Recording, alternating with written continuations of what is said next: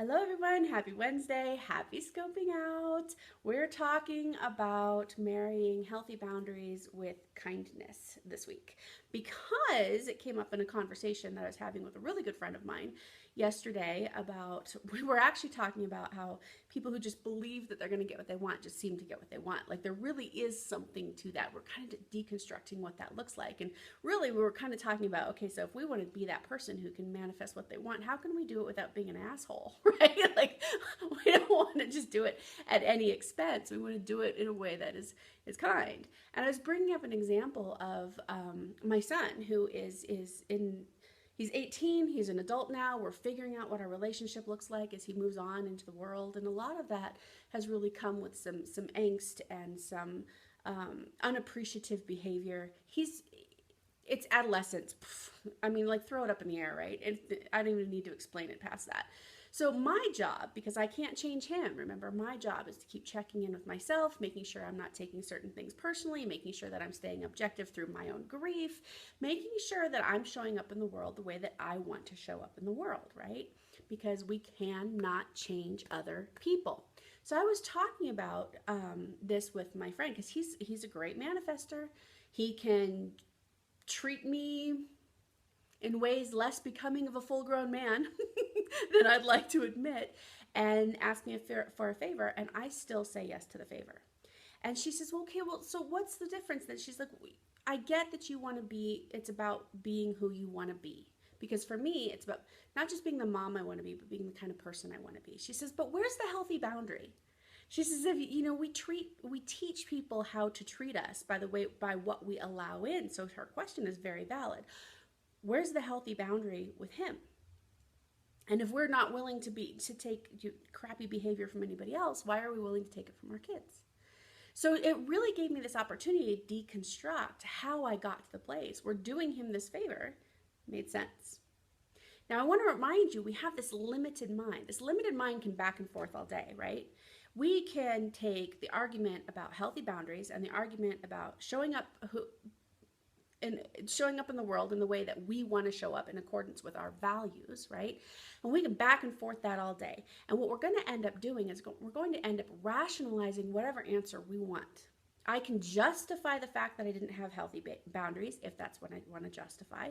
Or I could have laid down a line in the sand and I could have justified that too. And I would have had plenty of reasons on both sides of that equation to be quote unquote right. And all that would have done is justified something that I already knew that I wanted to do. So how did I know that I wanted to do it? Let's start there. Remember, go to my website right now and download Martha Beck's Body Compass. Go to tiffanyhammond.com/body compass. Every time my kids ask me to do something, every time a client asks me to do something, every time anybody asks me to do something, I ask me to do something, I check in with my body. I am checking into my expansive mind. My limited mind wants a pros and cons list. It wants a do's and don'ts, a right or wrong, a black and white list that it can rationalize whatever. My expansive mind, my higher wisdom, that bigger self, that thing that is collected or connected to that collective consciousness that says we're all in this together and we're all growing, we're all evolving. And with that evolution, we're bringing in experiences, not all of them comfortable, mind you, but we're allowing life to sort of unfold for us. That expansive mind that holds all that wisdom speaks to us through our subconscious, and our subconscious speaks to us through our body. Without that connection, you will pros and cons and rationalize yourself into any decision straight into being a sociopath. Did you know you could train yourself to be a sociopath? You can, and I don't recommend it. So what you really want to do is develop that higher mind, develop that expansive mind and the communication that happens through the body. So when my son asked me to do him this pretty big favor, it's a big chunk out of the middle of my workday, I checked in with my body. Did it feel good or not? Yeah, it felt good, so I said yes. Where's the healthy boundary? Doesn't matter. Is it about showing up in the world the way you want to? Well, yeah, because it's about showing up in response to my higher wisdom, right? But I don't have to justify that. I'm not having to explain that or make it make sense or tell you should live your life give up your healthy boundaries so that you can be the kind person you always wanted to be. Now there are choices, and we deconstruct it that way, and we talk about it that way. But ultimately, what we're really doing is reacting to this higher wisdom, which is actually really a proaction to life, right? We're becoming more proactive in our life because we're no longer reactionary to our circumstances. We're listening now to this deepest wisdom, right? So number one, how are you making your decisions? Are you pro and consing yourself to death? Trying to rationalize whatever it is you wanted to say yes or no to in the first place? Knock that shit off. Number two, tap into this inner wisdom.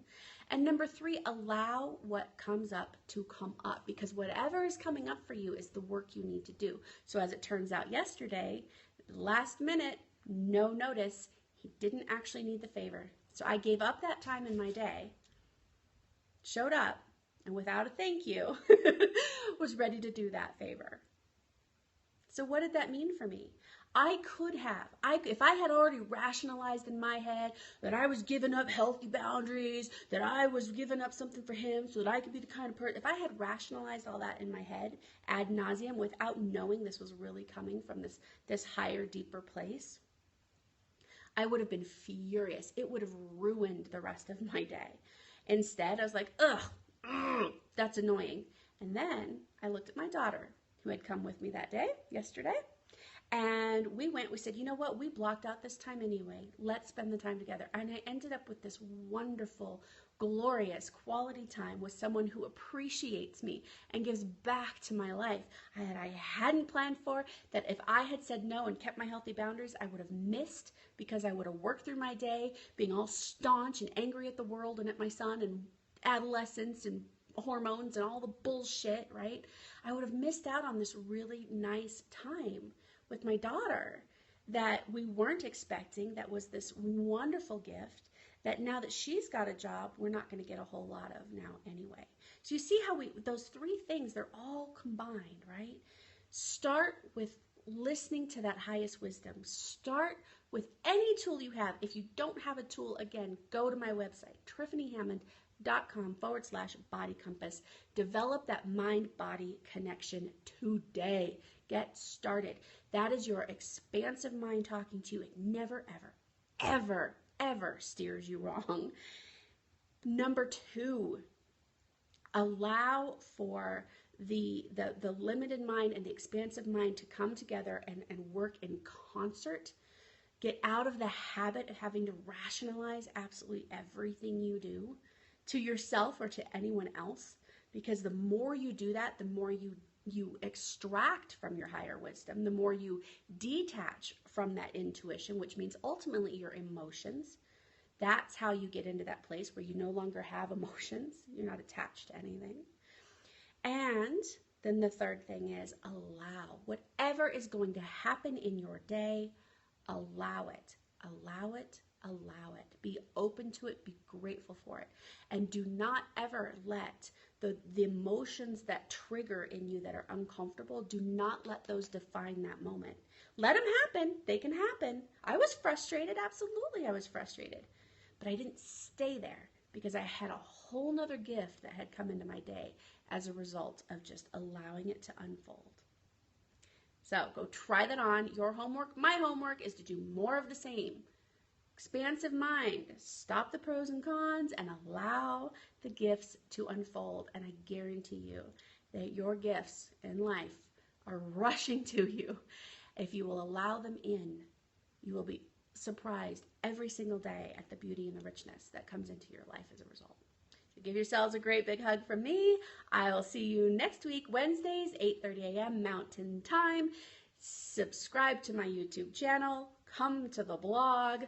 Start up the class. Fail to Win class is coming in September. The book is almost out. I've got a proof that once approved, we'll have that. So there's lots of access to these tools. Stay a part of this. Stay a part of the conversation, and I will see you next week. Bye, my lovelies.